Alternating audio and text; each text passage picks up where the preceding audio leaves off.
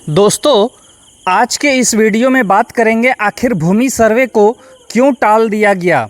यानी भूमि सर्वे के लिए 3 महीने का मोहलत दिया गया है। तो 3 महीने के भीतर जो भी ज़मीन मालिक हैं वो क्या काम करेंगे, आखिर उनको क्या करना होगा, आखिर ये 3 महीने का मोहलत क्यों दिया गया है, 3 महीने के भीतर यदि आपने ये काम नहीं किया तो क्या होगा, आखिर इसका रिजल्ट, तो सब कुछ जानेंगे इस वीडियो में डिटेल से। तो वीडियो को करते हैं स्टार्ट। दोस्तों, बिहार ज़मीन सर्वे का मुद्दा अभी बिल्कुल काफ़ी गर्म है, क्योंकि पूरे बिहार में हर जगह ज़मीन सर्वे की चर्चाएं हो रही है। ज़मीन सर्वे का कार्य पिछले 1 महीने से किया जा रहा है। ज़मीन सर्वे का उद्देश्य पुराने खतियान को अपडेट कर नया खतियान बनाना और ज़मीन के कागजात और भू नक्शे का डिजिटलीकरण कर इस डिजिटल ऑनलाइन कागज़ को कानूनी मान्यता देना है।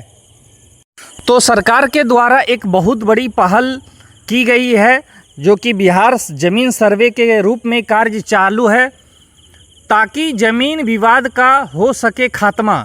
इसके लिए भू सर्वे का कार्य तो प्रगति पर है, परंतु इस कार्य में काफ़ी सारी दिक्कतें आ रही है। भू विवाद एक जटिल समस्या है। एनसीआरबी के नवीनतम आंकड़ों से पता चलता है कि राज्य में होने वाली 60% हत्याएं भूमि विवाद से संबंधित है। और अब जबकि सरकार इस समस्या का निवारण करने चली है, तो इसमें काफ़ी सारी बाधाएं आ रही हैं। तो इन्हीं बाधाओं को देखते हुए गवर्नमेंट ने अब 3 महीने का मोहलत दिया है सभी ज़मीन मालिकों को। तो एक और भू माफिया को इससे काफ़ी दिक्कतें हैं, क्योंकि बिहार सरकार की बहुत सी ज़मीन पर दबंगों के अवैध कब्जे हैं। तो दूसरी ओर चुनाव निकट आ रहा है। विपक्षी दल भी मौके का फ़ायदा उठाने में कोई कसर नहीं छोड़ना चाहते। इसके अलावा जो बाहर में ज़मीन मालिक हैं उनके साथ भी परेशानी है। बहुत से ज़मीन मालिकों के कागजात उनके पास नहीं हैं। तो ऐसी स्थिति में आम जनता को भी बहुत सारी परेशानियां हैं, काफ़ी सारी मुश्किलों का सामना करना पड़ रहा है। ज़मीन के कागजात नहीं होने के कारण पुराने खतियान कैथी लिपि में लिखे हुए हैं, जो सब लोग पढ़ना नहीं जानते। सर्वे में बहन बेटी बुआ से भी एनओसी लेनी ज़रूरी है, क्योंकि कोर्ट बेटा और बेटी दोनों को संपत्ति में बराबर अधिकार देती है। और रियल में भाई लोग अपने बहनों को ज़मीन में हिस्सा देना नहीं चाहते। तो इस तरह से देखा जाए तो बिहार भूमि सर्वे में काफ़ी सारी बाधाएं आ रही हैं। और इन्हीं सभी बाधाओं को देखते हुए, समस्याओं को देखते हुए सरकार का बड़ा निर्णय लिया गया है। ऐसे कई समस्याएं हैं जो भूमि सर्वे को बाधित कर रही है, परंतु सरकार का कहना है कि भूमि सर्वेक्षण नीतीश कुमार सरकार के एजेंडे में लंबे समय से है और इसे हर हाल में पूरा करना ही है।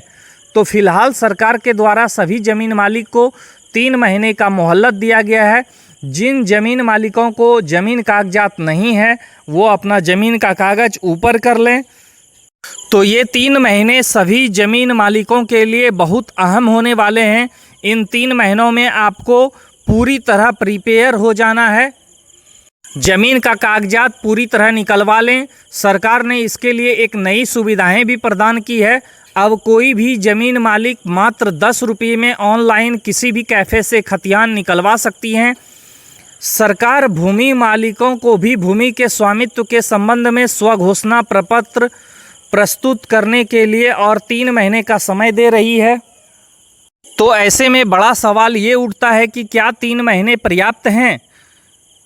आपकी क्या राय है? 3 महीने होने चाहिए या फिर समय अवधि और बढ़नी चाहिए? आप हमें कमेंट में लिख करके बताइएगा।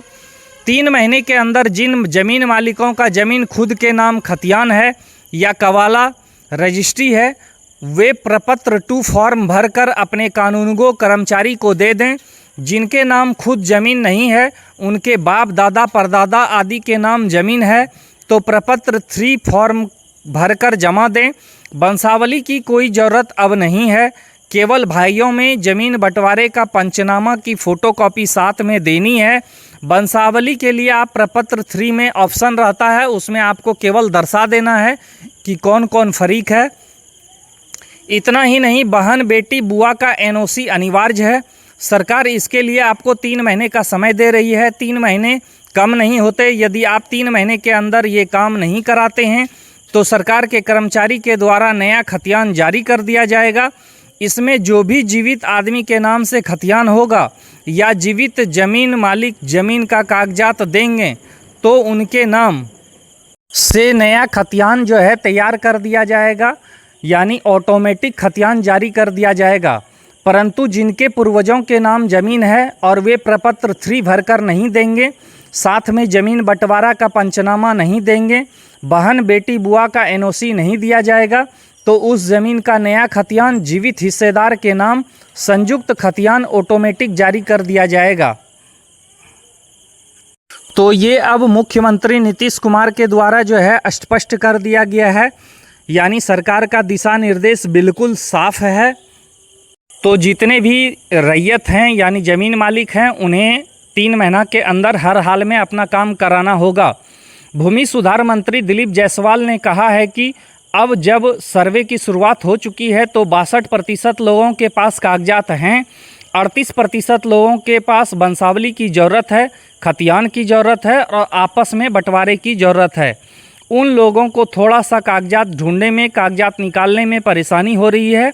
सर्वे हो जाने के बाद बिहार के अंदर ज़मीन का भविष्य बिल्कुल साफ साफ तय हो जाएगा। तो ऐसा कहना है भूमि सुधार मंत्री जी का। आगे उन्होंने कहा है कि आज थाने में 60% मामले ज़मीन से जुड़े हुए हैं। ज़मीन को लेकर विवाद, हत्या, मारपीट और विभिन्न तरह की घटनाएं होती हैं। ज़मीन सर्वे से इसकी संख्या कम हो जाएगी। उन्होंने कहा है कि जब सर्वे हो जाएगा और सब कुछ डिजिटल हो जाएगा तो कोई भी परेशानी नहीं होगी। तो देखा जाए तो सरकार एक तरफ से दावा कर रही है कि सर्वे हर हाल में होगा और जब ये सर्वे पूरा हो जाएगा, जब सब कुछ डिजिटल हो जाएगा तो भूमि विवाद बिल्कुल साफ साफ खत्म हो जाएगी। सर्वे के बाद 30 दिनों के अंदर ज़मीन के नक्शे तैयार किए जाएंगे और ग्राम की सीमाओं का सत्यापन होगा। हवाई सर्वेक्षण के आधार पर ज़मीन के नक्शे भी अपडेट किए जाएंगे। हर एक खेत को एक नंबर दिया जाएगा और उसका रिकॉर्ड रखा जाएगा। ऑनलाइन कागजात को भी कानूनी मान्यता दे दी जाएगी। तो इस तरह से बड़ी पहल होने जा रही है। यदि कागजात को कानूनी मान्यता मिल जाती है तो हर व्यक्ति के लिए आसान होगा ऑनलाइन कागजात निकालने में।